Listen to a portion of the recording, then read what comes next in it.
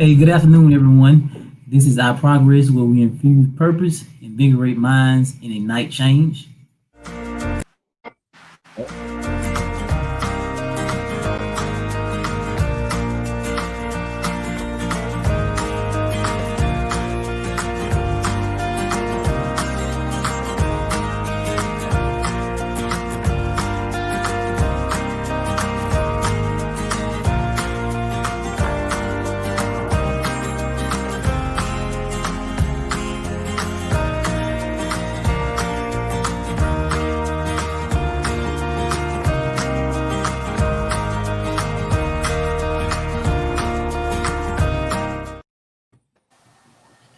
I'm Kendrick Baylor, a life doctor. I'm Terrence Johnson, the life excavator. I'm Jeffrey Hart, the life champion. And I'm Mel Pittman, the life encourager. All right, so today we have another great discussion for you. Don't lose your presence in the presence of others. And so I looked up the definition of presence, and I found three, textbook definitions of it. So presence is the state or fact of existing, occurring or being present in a place or thing, a person or thing that exists or is present in a place but is not seen, a group of people, especially soldiers or police, stationed in a or as we dive I want to see which definition sticks out the most.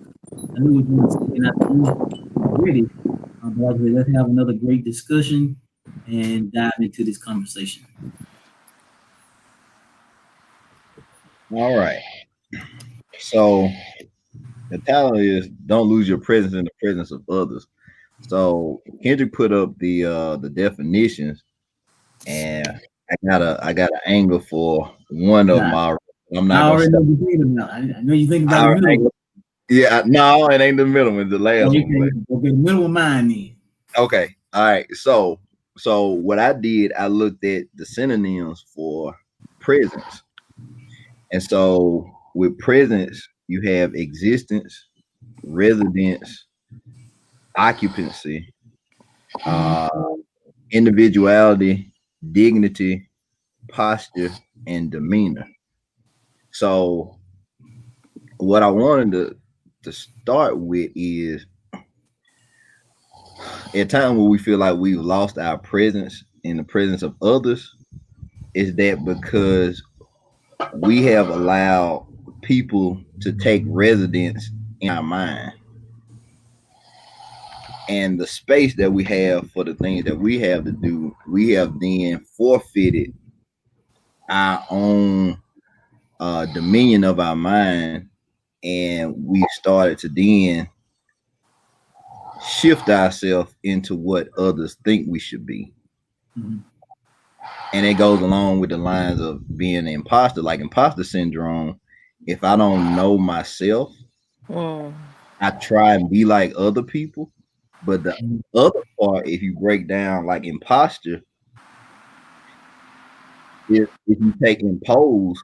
So if somebody's trying to impose something on you, then it's really like it's like they unwelcome. Mhm. So the unwelcome pieces of other people I'm trying to create into my own identity. Okay. No, and no, it's good. That's real good. And so I'm gonna start out with something Jeffrey sent us this morning. So Jeffrey sent us a message from Felix Anderson, and he's a really good speaker, and he's written books, and he's the founder of Wake Your Successful Self Up movement. But one of the things he said this morning was we have to create space for our blessings. So we got to make room for greater in order to connect with divine uh, connections. So as Terrence was talking, in our presence, we're not making room for our own presence because we so heavy-handed with other people's presence or other voices, that surround us. So we can't even connect with who we're supposed to be because we hadn't created the space to do it.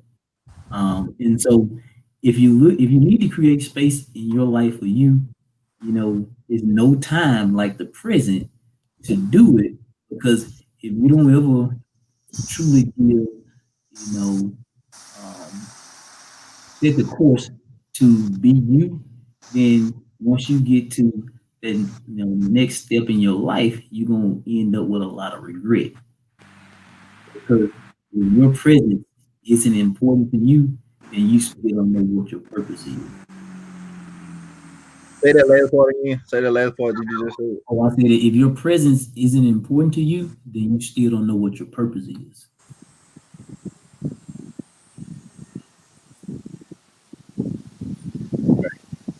Uh, put the definition up because I think I'm about to link something to this. Okay, all right.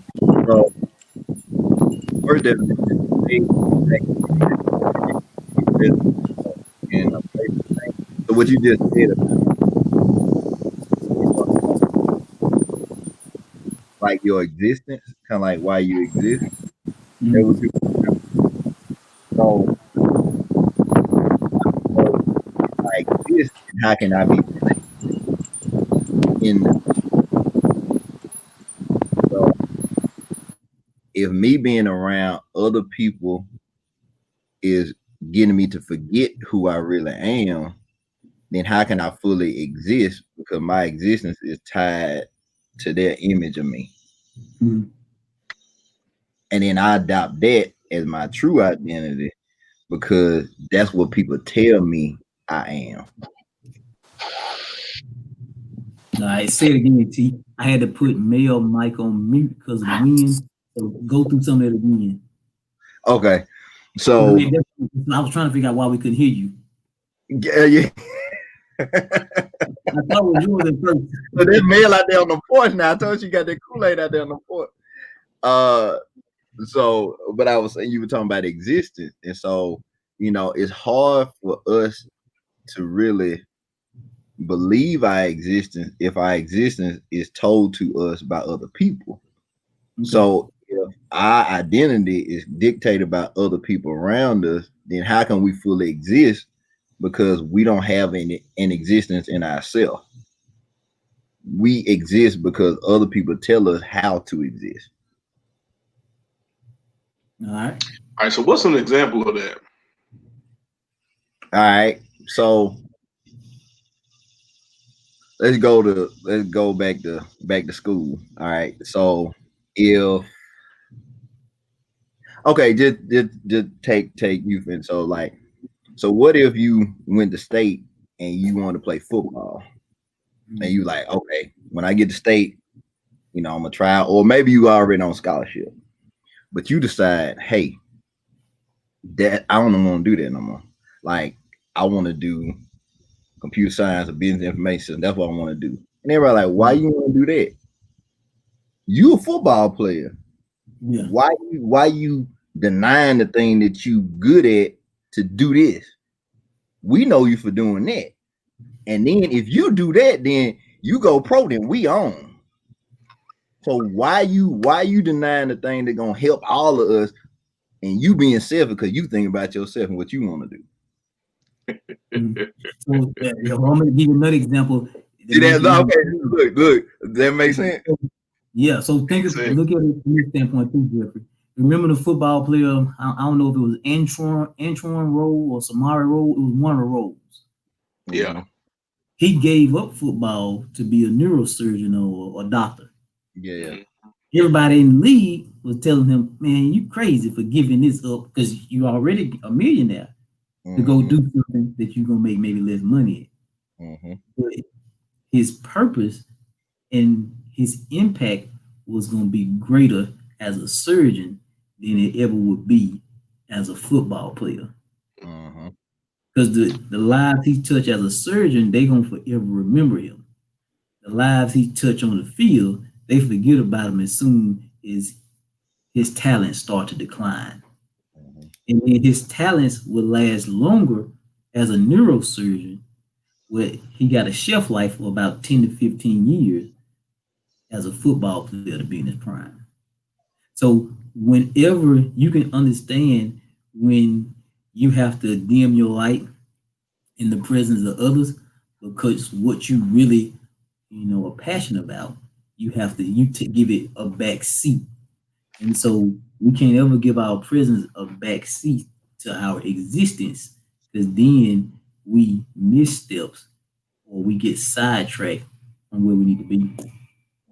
So basically, when we do that, when we dim our light, or we lose our own presence around other people, basically we are doing that to make them feel more comfortable around Yeah. us.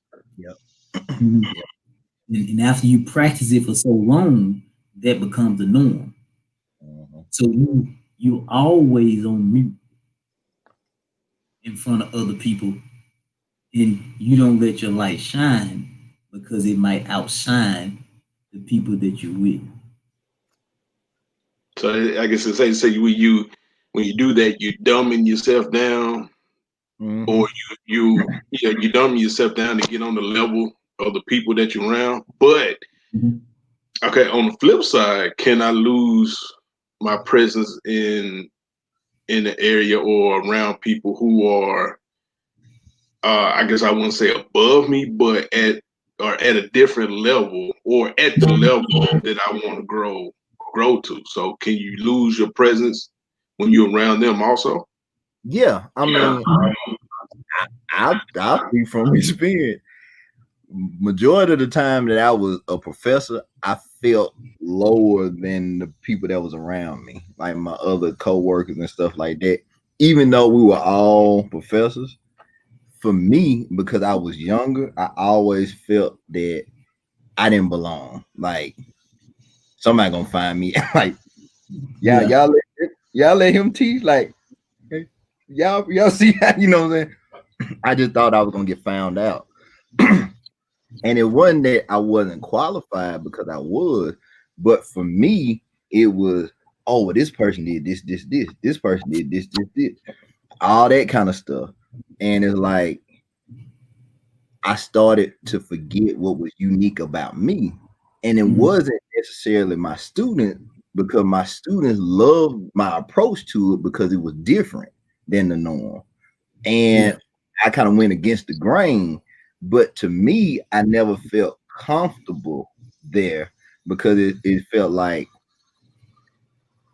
in certain aspects, the thing that was unique about me were the things that would hack or put a target on my back. Like, oh, he always trying to come with these new ideas, change stuff up, da da da da da. And so after a while, I started to retreat and not share a lot of like my visions for things or my input for things, or I felt that if I did, it wasn't received. So then it made me do it even more. Yeah. Um, but what I wanted to go to the point of like the video you had sent us earlier this morning. And the point he had made, and I think it's really important. Like somebody's blessing is on the other side of me being inconvenienced. Yeah. I wrote that down. Yeah. And when he said that, and I fully believe that in it, like in my life, that's the whole aim. I had to be inconvenienced to fully bless the people that need to be blessed, because my experience is informing somebody next step. Yeah. So if I Yeah. don't move forward, then they can't move forward, because the thing that might be the struggle for me will be the thing that inspired them. Yeah. So you bring up a couple good things. Now I think I'm about to alley hoop either Mel or Jeffrey when I say this. So when you were talking, I wrote down, you know, sometimes we don't think we deserve to be where we are. And then so that casts doubt on us. And once Uh, we doubt ourselves, then that's when we got the inner critic, starts to really take form. And then one of the points that I was gonna make that Felix and Anderson said we have to leave and separate for growth's sakes. So that means leave the familiar is a prerequisite for you to flourish. And so what that all means is if you're not a traditional person, you won't flourish in a traditional environment. If Mm-hmm. you are an unorthodox person, you can't flourish in a traditional environment. So don't try to conform yourself to something that you were never created to do. And a lot of people are unorthodox, but they're performing in traditional environments, and that's the reason that they lose their presence. Because you're trying to be something that you were never designed to be. Okay, hold on. I gotta make a point off what you just said. And I'm gonna let Mel and Jeffrey go. So you don't even realize what you just said. You made a whole point right there. So I'm gonna bring it back. So you said if a person is unorthodox and they in a traditional setting, Mm, then they are an actor in that environment. yeah, So you just went right back to the imposter syndrome. I can't be myself in an environment that's not meant for me. I have to act in the setting that I'm in. yeah, So if I'm in the environment that fits me, I no longer have to act. yeah. Because you Now got to think that's about, man, good. how many people are on jobs right now and they putting on the performance of Right. a lifetime? Yeah, it's Because it's a lot of Oscar winning performances every day. There's a lot of Yeah, right, Oscar winners. right, yeah, or just in any setting or whatever, mm, Yeah. people, they do that all the time. But I think it's safe to say that it's a subconscious reaction to do that, because like you get in certain situations and it automatically triggers and you start performing. Where so I guess it just more or less depends on the environment that you're in. yeah, Yeah, it could. The other part of it is a lot of us get stuck in being an actor because of the energy and the effort it took for us to get to the point that we're at. So some of us continue to act because the thought of starting, and I don't want to say starting over, but really going on the path we're supposed to go on, that's going to be more energy than the energy it took to get us to the point we're at. So for mm, me, I stayed teaching the MC for probably about a year past when I should have, because I was like, I invested so much time and energy to get in here, and it's a spot that a lot of people quit. So I was yeah, like, I was trying to make it work, knowing that it wasn't working for me anymore because I couldn't grow anymore. But the thing, and Kendra was kind of talking about it too, when I realized my value and my worth, it wasn't worth me being comfortable and having something that's consistent as far as financially, just to say I got a job, I got a mm, title, I got some status or title. yeah. What became more important to me was, is this what I'm created to do in this season of my life? And if it's not, I'm willing to, like we were talking about before, separate to then go toward the thing that I'm supposed to go toward. And And a lot of I'm gonna give you a visual for what Terrence and Jeffrey are talking about. Is something that one of y'all mentioned. Remember how great Michael B. Jordan was in Black Panther? How great he played the character of Killmonger. yeah. So he was great at being in character or playing that role. But Mm-hmm. the flip side of that is that when he came out of that role took so much from him, and it took Yep. a toll on him mentally and emotionally. Yep. And he talked about that. So Mm-hmm. when you're playing a character for so long that's totally out of alignment in who you are, Mm-hmm. drain you, it's gonna Mm-hmm. deplete you, Yep. and you have to reconnect with yourself, spiritually, emotionally, physically, after the fact. You mentioned that, and earlier I was thinking about, with the whole performance thing. I thought about Heath Ledger when he played the Joker Yep. in Mm, Batman, and they said that, and I mean, honestly, I don't think anybody else can top that performance as the Joker ever. but he performed it so well that it, like you said, it took a toll on him, and it put him in a place to where, you know, ultimately, you know, did he commit suicide, or was it like an overdose or something, or Something like something like that?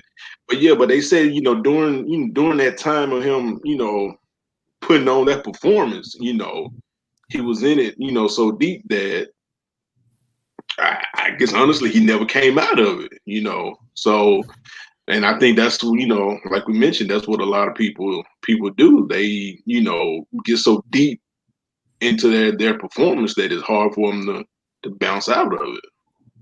And that's another great illustration. I'm gonna go back to that definition in 1 second. So that brings back to the point of that first definition too. You know, so you're giving people all these visual representations of what it looked like to lose your presence in the presence of others, because everybody else was applauding him for his performance, but it was depleting him of his natural resources. And so natural resources, those are rare. Those are gems. And so if we deplete ourselves of the things that's supposed to replenish us, the presence is already gone.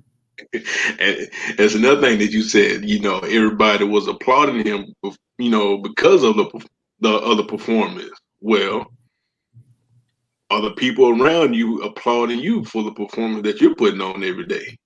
And that's why we go full. That's why we go full into it, because we getting some external validation off of losing ourselves. Yep. So the more you lose yourself, there's some people around, man, you're doing an outstanding job at what you're doing, but you're losing yourself, but you're doing well. You're losing yourself, but you're getting awards. You're losing yourself, but you're not fulfilled. And some people are distracted by the accolades instead of the other rewards that they get. So don't lose yourself focusing on the accolades. Focus on fulfillment. Okay, so I'm gonna add. You just so I had thought about a whole other angle to it. Throw it out there. While you were talking, and y'all talking about, you know, the actor validated and gets the appreciation. So the actor gets praised and fed, and the real you gets malnourished. There you go. Because nothing is feeding the real you. Everything is feeding the actor. So why be you when nothing feeds you or validates you? And then, okay, so go to the second definition, because I'm so a person or thing that exists or is present in a place but is not seen. So what if you're the person that is trying to be yourself, but in the environment you're in, nobody wants to see that version of you? And so, how can I then grow myself when nobody wants to embrace the real me? Because the real me is not dictated or predicated on pleasing other people or the vision that other people have for me. All right, so we've been throwing out examples of these. So I'm gonna go back to the definition, and I'm gonna give you my example. So the second definition of presence is a personal thing that exists or is present in a place but is not seen. So people really don't want to see the real you, right, if it doesn't speak to the narrative that they want to hear. I say it again. People don't really want to see the real you if it doesn't speak to the narrative that they want to exist. So Dave Chappelle come to my mind. So Chappelle was great at the Chappelle show. But one of the things that Chappelle said that stopped him from doing it is when he got a laugh in the audience about one of his jokes, and he didn't think it was as funny as it was, but it was dark. He realized that what he really wanted people to do is think and be conscious of, social injustice or the hardships that people, face. But his stuff had gotten so dark or, so far away from who he was that he had lost himself. And that's the reason that he walked away from what he walked away from, because he chose his presence over the presence of what other people wanted. And now the only stuff he do is the things that he want to do. Because if it's focused on fulfillment, he'll do it. If it's taken away from his presence, he won't do it.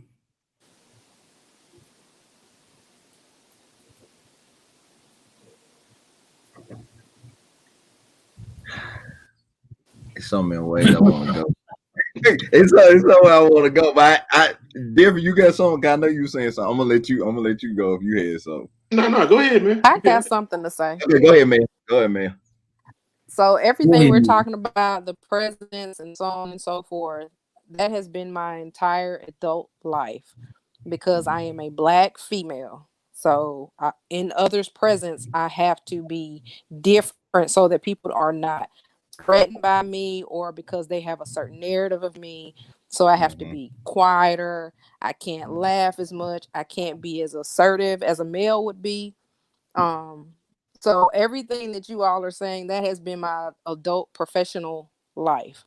I can't be too outgoing because then I'm being too loud, or I can't be a leader because then I'm not assertive. I'm aggressive. Mm-hmm. So that has been my entire life. The things that you're saying, I've had to be in my professional life, especially. I've had to be um, lose my presence in the presence of others in order Mm-hmm. to be able to what I perceived as succeed. Mm-hmm. However, 41-year-old male So now you got no the longer experience. lives there, and be everybody else, you just take whatever you get is what you get. I'm just coming out as who I am, and if you think I'm aggressive or assertive, so be it. If you Mm-hmm. think I'm loud, so be it, because now I know who I am and I know Mm-hmm. what I have to offer. Mm-hmm. On the professional side as a soldier, I'm an incredible leader. I know how to lead soldiers. And on the professional side as Miss Pittman, I know that I'm good at what I do. So, but before it was kind of like, let me shrink myself because I don't want anybody to think she's an angry black female. But I don't care about that no more. Yeah. Mhm. So I want to add something to what you just saying. Exactly what you just said is exactly what other women So I got need to to give hear. y'all something that Tito. Okay, because that's a whole narrative. That's an experience of so many other women that they don't really have platforms to actually express how they really feel about what really goes on. But as you talk about your experience, other people connect to that, and other women get motivated and inspired by that. And so, and it go, I ain't gonna go too far into it, cause I ain't gonna go too far into our excavation stuff too. But that's the reason why it's meant for you to do what you feel compelled to do, because you got experience in that walk. And once we get to the point where we can take that imposter off and be ourselves, it's so many other people that have been waiting for us to be ourselves, to then feed them in the things that they need, because we walk where they're about to go. So Yeah. All right. So now you set me up for the conversation that me and you had last night, I'm or a piece of it with through text message. So what happens? What is the downside of losing your presence in the presence of other people? What it creates is a systemic system of broken people. I say that again. What's the downside of losing yourself in the presence of others? It creates a system of broken people. Now, what do broken people have to do to flip it? They got to heal. They got to forgive. And they have to learn the pattern of their lives and not fall for the same traditional patterns that they go to. So if you look at yourself, you always fall into a series of the same cycles of situations until you break them. One job, you leave that, you find the same thing at the next job. You leave that, find the same thing at the next job. Is because you wasn't meant to be a traditionalist. You wasn't meant to operate the same way others were, and you just hadn't accepted that. So what happens is life breaks you, and until you heal, until you come back together, you won't be able to reset to get to that next step, and you won't be able to see your own presence or your own shadow that's following you. All right. So, okay, I got a couple things to add to that.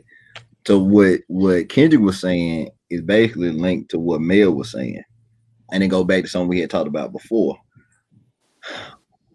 Where we are right now in our lives are not an accident. It's from the script that we've been living from. And in order to change what our future looks like, we had to make modification to the script that we've been given in our life. So what Mel was talking about is the script of black women. This is what you're supposed to be as a black woman. This.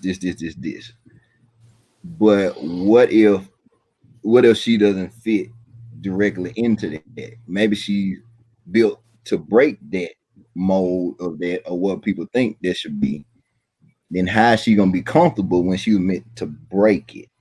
And so for for us and for people that watch is it's a particular script that you're in that you're meant to break, but re-author and change your narrative. And until you can change your narrative about yourself, it doesn't matter what comes around you because you will start to operate from your patterns that you've had in the past. Just like Kendrick was saying before, like you'll get the same job, same relationship, same everything. It don't matter where you go, the stuff gonna be changed. It'll be the same if your mindset hasn't changed. Yep. And the way your mindset can change if you break those patterns that have kept you stuck because your mindset is telling you you're not supposed to have the life that you always wanted. Yeah. Every time you get close to that, that's what makes you self-sabotage yourself. Because I'm not worthy to have the things that I feel like I've worked for, I strive for, I've bettered myself for, but I would not go forward into them because I believe that certain parts of me are not qualified for my purpose. Yeah. And then I add this to what Terrence said. We've been conditioned and brainwashed into accepting a lesser value of who we were intended to be, or a watered down value of who we were intended to be.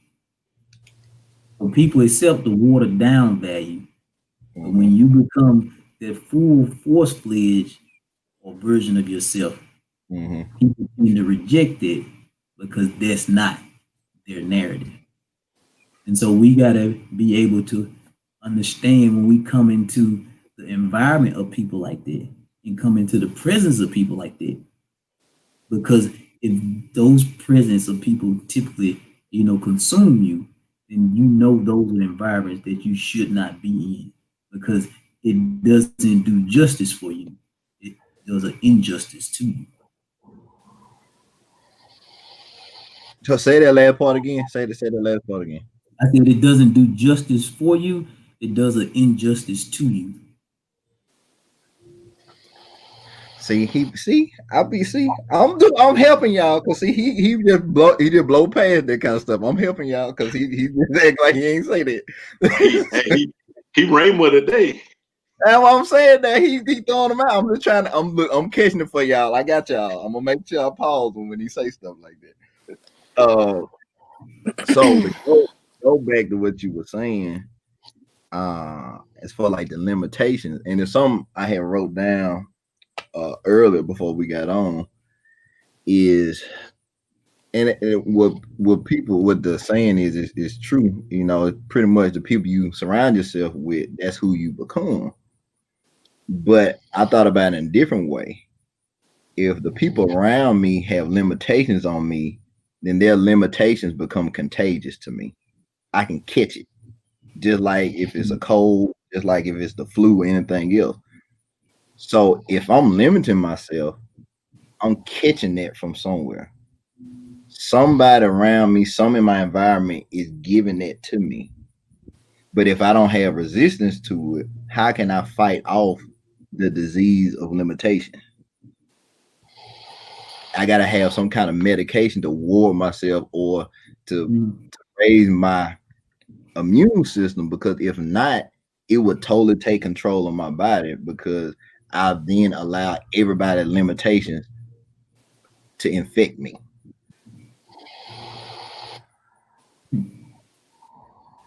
No, you're talking good. Talking good. I'm just pausing to see what Jeffrey Mill got to say.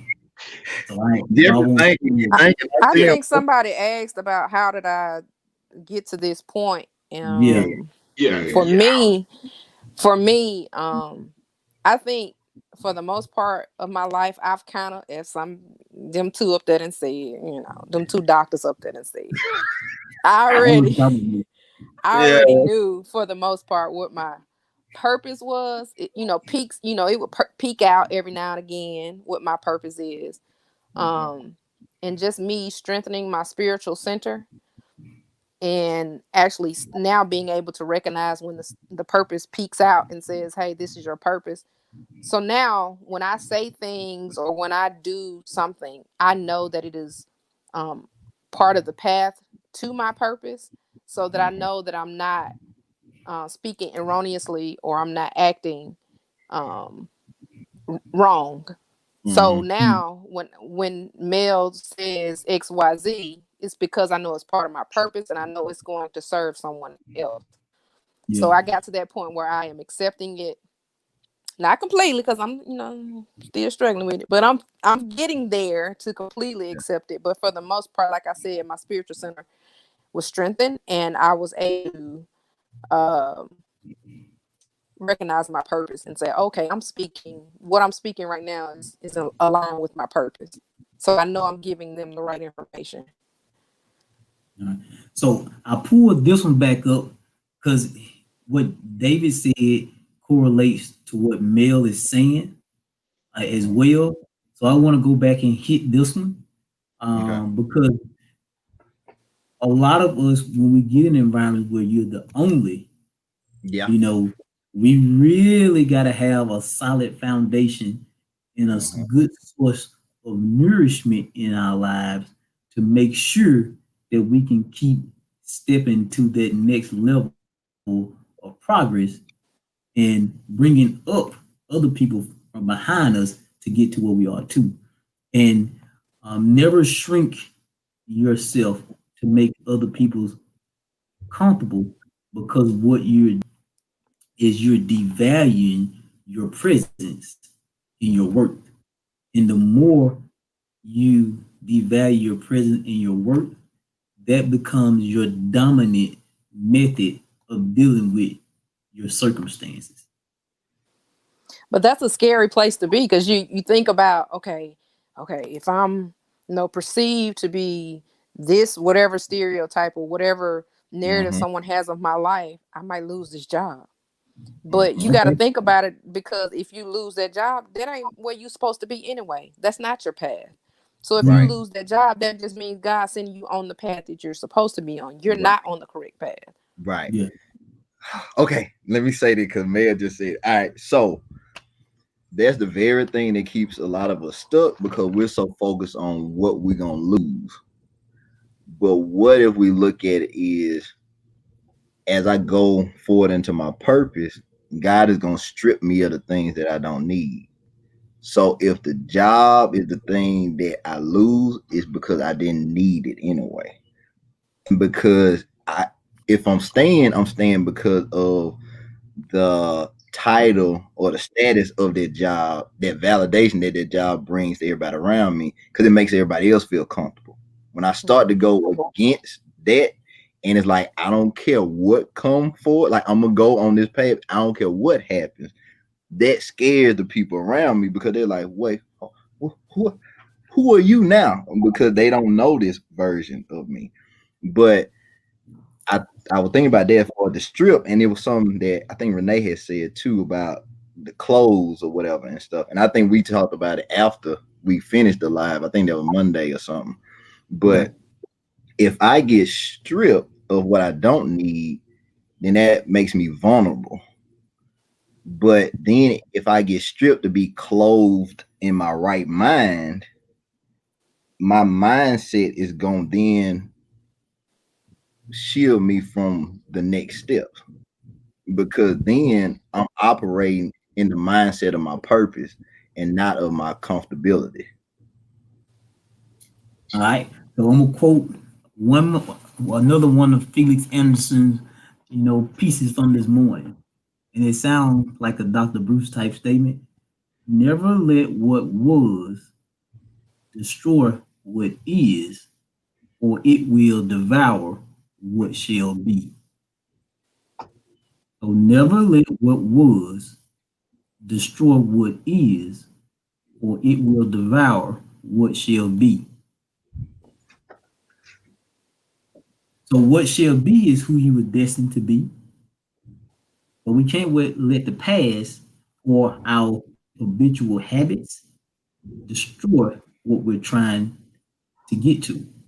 So you got to catch yourself in your patterns in order to flip it. If you don't ever recognize your pattern, your present continues to be dimmed. But once you recognize your patterns and your purpose, then you can put the bright lights on and the path is cleared for you to get to what you shall be. Eyes haven't seen and ears haven't heard. Mhm. So I got okay. So what if I'm gonna say this and then I'm gonna go? Oh. Yeah, I'm going somewhere. Uh, so I had another thought about that. So what if we haven't stepped into our purpose yet because our posture is not right? So if I've gone through so much and my head is down, then how can I stand up into my purpose? So if I'm walking in the light and then I'm supposed to be the light, how can I be the light with my head down? And so that's the trick that the hardship does to us, is because it then puts burdens on us where our posture changes. And so like that, go to the third definition. All right, hold on 1 second. Okay. So a group of people, especially soldiers at a police station in a particular place. So so if we are as a group, so if I was supposed to stand, but my posture is wrong, then now the people around me, their posture can become the same as mine. Mhm. But if my posture is right, I can get the other people around me to stand too. And then now we're positioned in a place so now we can affect change. Because if it's a group of us and we all being present, then we're all standing in the right posture. And then so now it's not predicated on, oh, I got to do all this. I got to put all the burdens on myself, which can then change my posture. Because the more I have on me, the further I go Mhm. and get stretched. But if I stand and Jeffrey stand and Mel stand and Kendrick stand and all us standing together, our posture's right. So now, not only can we walk in more authority into our purpose, but also we can see exactly what God wants us to see. I All can't right. see what God wants me to see if my head is casted down. All right. So let me give you two different versions of posture. So what we typically look at when we look at posture, we look at our body, how we stand. But Mm-hmm. then, just like in the definition, it talked about soldier. In the military, posture has a different meaning. Mm-hmm. So posture is another way of showcasing your power, your capabilities, and Mm-hmm. your confidence.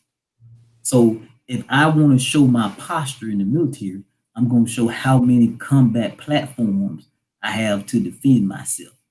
So if I'm going to showcase a show of force, I'm going to show my strength and show my posture. I'm going to show, hey, this is what I'm made of. This what I have. This what you got to see. Mm-hmm. And so it's showing people really your strength when you look at your posture. So Mm-hmm. you have to have a strong posture in order to have a healthy presence. Because if you're upright, your presence will be known. If you aloof and your posture is slumped, then people know they could dominate your presence and you can lose yourself and they can dictate what you do.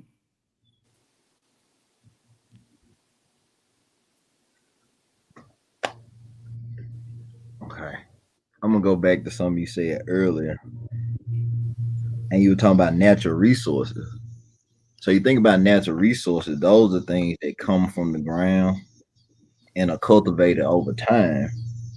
Mm. But if they get used up, they gone. Yeah. So like oil is a natural resource, and in the world we have to be careful of how much we use oil because once we use all the oil that's on the earth, it's gone. You can't manufacture it again. Yeah. So it's things that we have within us that are our natural resources. But if we don't protect them, we would then allow other things to deplenish our natural resources to when it is time for the step into our purpose, we don't have what we. Got it. And so those things we have to protect. And it's not in a sense like we are talking about before, like hoarding. We're Mhm. protecting it so it's used for the right reason and in the right situations. And that's Yeah. why we have to protect our gifts and our gifting because everybody cannot handle our purpose because they're not ready to then go through the process of growing themselves. So a lot of people might like my gifting and it might get attention, but it's not built for everybody. Yeah. Mm, Thing that we have inside of us are built for specific things, for specific reasons, and for specific people. And those are the people that we have to go through the inconvenient times for because they know exactly the situation that we've been in, just like we can understand their situations too. Mhm.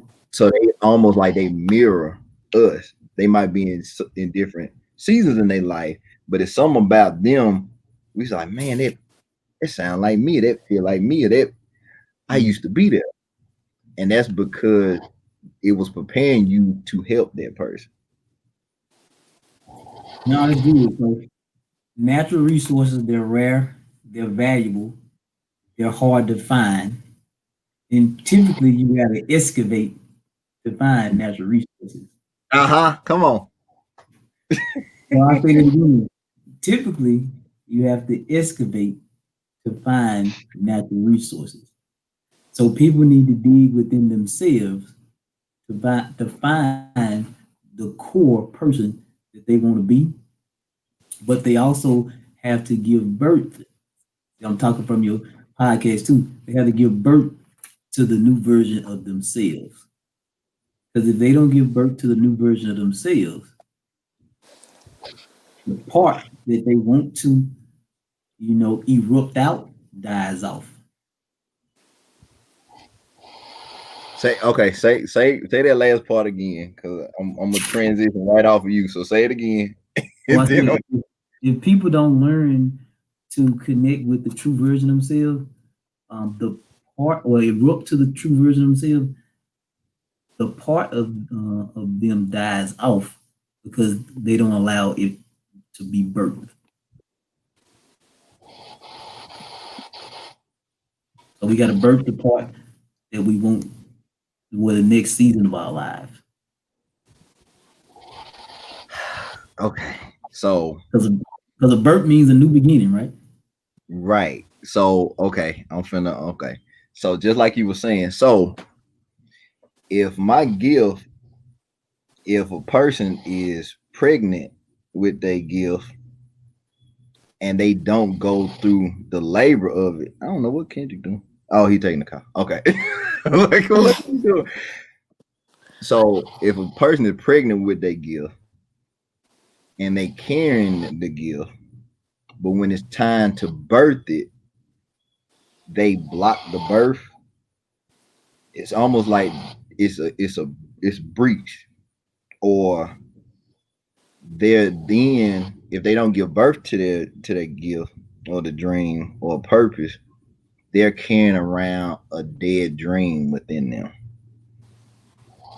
So I guess it's safe to say they're scared of the pain of birthing their gift. Mm-hmm. They don't want to go through that pain in order to birth it out. Yeah, but then also, so this made me think about it this in a totally different way. So just like Scripture said, your gift will make room for you. How can your gift make room for you when you carrying around so many dead dreams within you? I'm gonna say that again. So, how can your gift make room for you if you carrying so many dead dreams within you? So you want God to do more and abundantly when He already gave you things that you haven't birthed yet. So what He's trying to tell you is, I can't give you anything else because you hadn't even birthed the thing that you've been working on 10 years and you haven't birthed that yet. And No, so that's that's good. frustrated, and that's why we feel overwhelmed, not by the stress, is because the pain of unbirth is even worse than the pain of the birth. Y'all hand him a cloth. Let me wipe his See, face. now you're Put making me get a Stefan in that visual. pulpit. You giving me a visual of what it's like not to birth something. Yeah, So because anywhere it go, you gonna have pain. So but you which gotta pain do you want? but you gotta pass it off. What happens? So I gotta ask you this question, then you keep going. What Okay. happens when God gives you something to birth and you don't let it take its course? What happens? That's a death to your purpose. So then the very thing that was meant to be a blessing to you and yourself, I mean, not to you, just you and others, starts to then become poison to you. Because it's painful.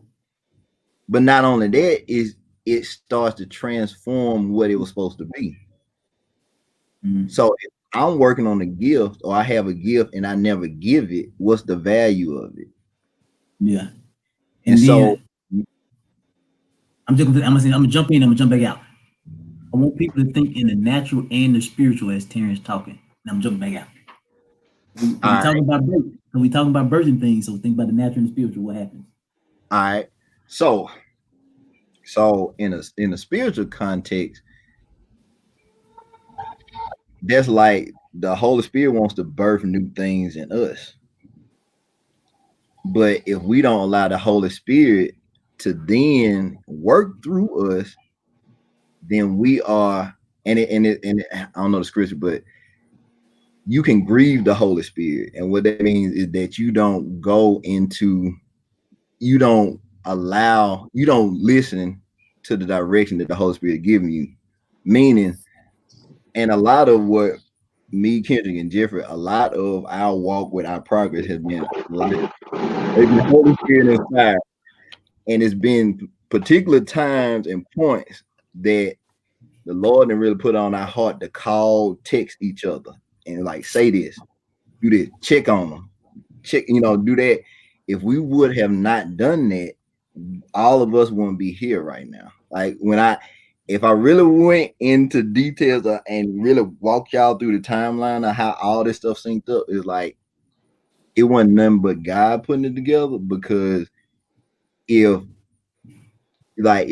Kendrick wouldn't have made a call, or Jeffrey wouldn't have made a text, or something at the day and time and the specific moment that he did, we would have all made different decisions. We would have all stayed where we were. But we gave confirmation to each other about what God was telling us to do.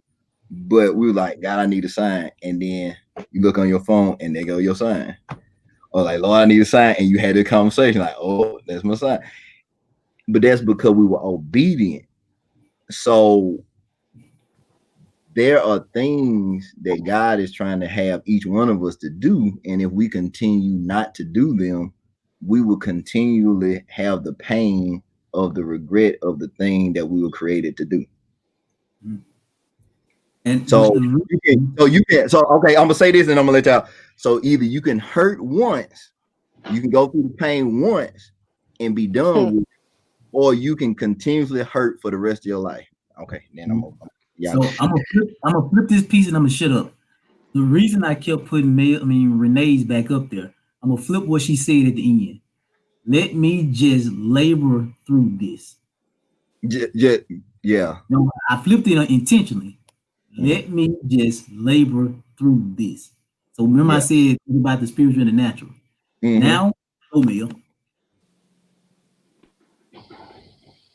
Well, Mel, one of them got something because it's meant for me to shut up. No, I was just gonna say, so like, I guess it gets to a point where you just get fed up of being in that pain of not doing what you're supposed to do. Right. And you have to, yeah, that's it, man. You just, no, you're right. I can't really explain it, but you deep down, and if you constantly, frustrated doing something or whatever, at some point you just gonna get fed up and just throw your hands up like, okay, like, I'm done. I'm done. It takes being fed up to move. So I repeat that. Right. It takes being fed up to move, because that's how you know it's meant for you to do it. Because before I left the VA, I was fed up, but I was after I had a meeting with my boss, and then as soon as I had to meet with my boss, I went back and called Tara, then I called Terrence, and neither one of them answered the phone, and then I just put my notice in. Because I felt it running all through my body that I had to take an action. And if I didn't act, I was going to lose myself in the presence of a system that wanted me to conform to what they wanted me to be. Okay. Can I say something? So the reason why you could do that is, and that's what we are talking about. When you know you were created to do more, you will do more. I'm gonna say that again. When you know you were created to do more, you'll do more. If you don't know you were created to do more, you'll stay, because you don't know what's next. You might not know how you're gonna get to the next, but when you know you have something more to do, then you can do that and you can make that move. But if you think, and that go across the board, if you think job wise that's all you can do, then that's what you're gonna remain in. If relationship wise you feel like that's all it can be, that's what it's gonna be. Every area of life is whatever you decide that it's enough for you will be enough. But if it's not enough for you, then you're gonna seek out whatever that is. So whatever thing that you feel like, oh, I don't like this, Well, some parts of you must like it because you still in it. Mm. If it's something for you to, if you feel like where you at job wise, if that's not for you, then you know it's something more, then you can make a decision. But if you don't feel like it's nothing more or nothing else out there for you, you're gonna stay. Not that you enjoy it, it's just your mindset is this is the only thing I think I can do. All And right. nobody else, uh, So as you were talking, this phrase came to my mind. Some people have to break the cycle of suffering.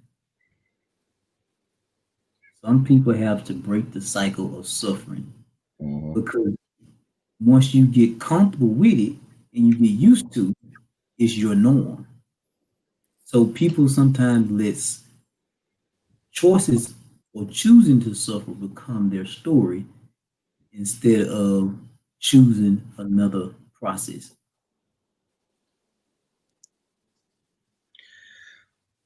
Okay. Um, so you just can't get me a point. So what Kendrick just what he's saying is we have to change our role in our narrative. In most of our stories, we're the victim, but we can't go into our purpose until we're the victor of our narrative. So if I'm always thinking that life is happening to me, it will continually happen to me. But if Mhm, I know I'm built for whatever comes next, I can be victorious over anything that comes my way. mhm. Yeah, and that's when people got to check their history because your history shows a lot of battles you won, but you're Mhm, not paying attention to them. So if people check their history, they see what they've overcome, not what destroyed them. But people get distracted by the circumstance of the fight and mhm. not overcoming the fight.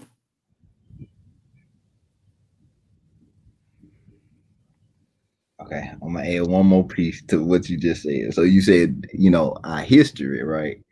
Mhm, And if you take the first part, his, with the his meaning God. So our mhm, history is his story too. mhm.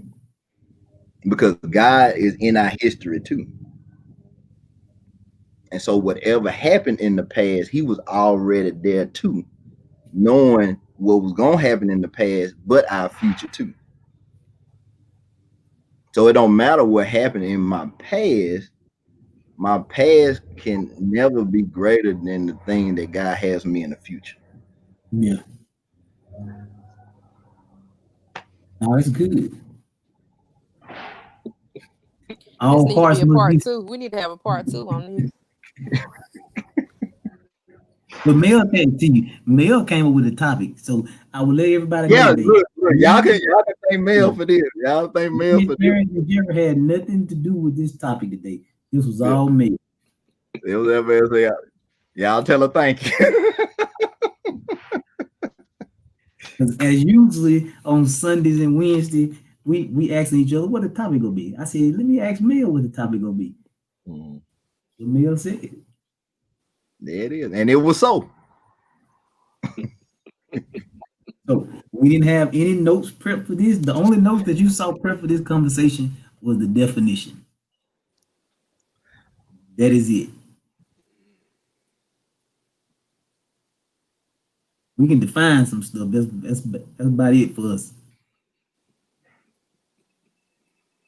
See, Mel, there you go. There it There is.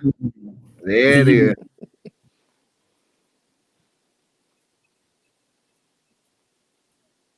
Thanks for showing out, Mel.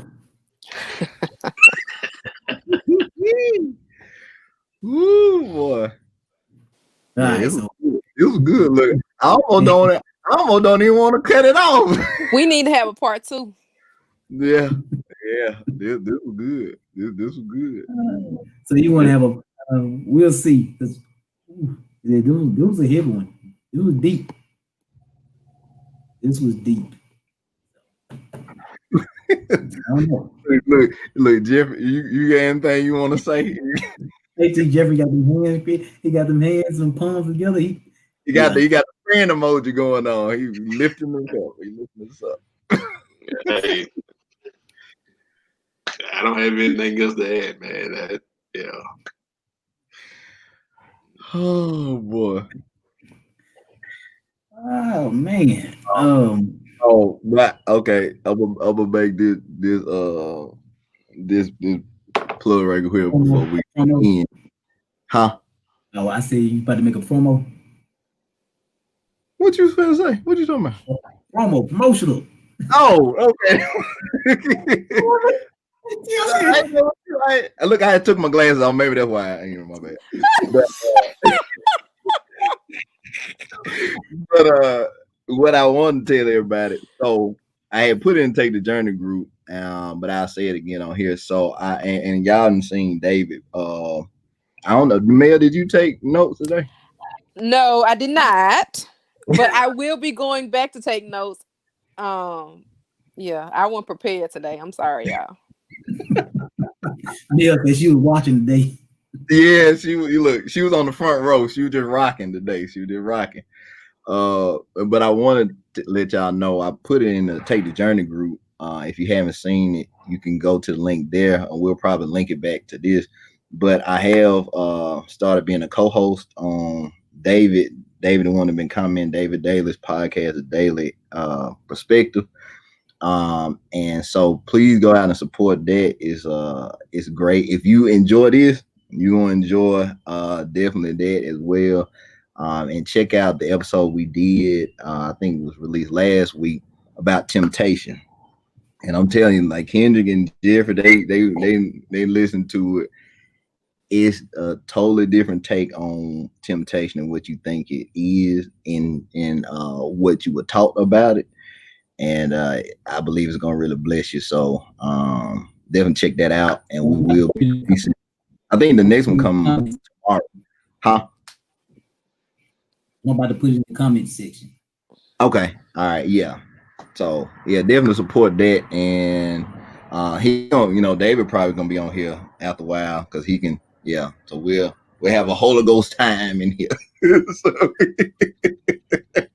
So we'll probably have him on after a while. But y'all go out and support that. And like I said, we just trying to get information, inspiration, motivation, in a way.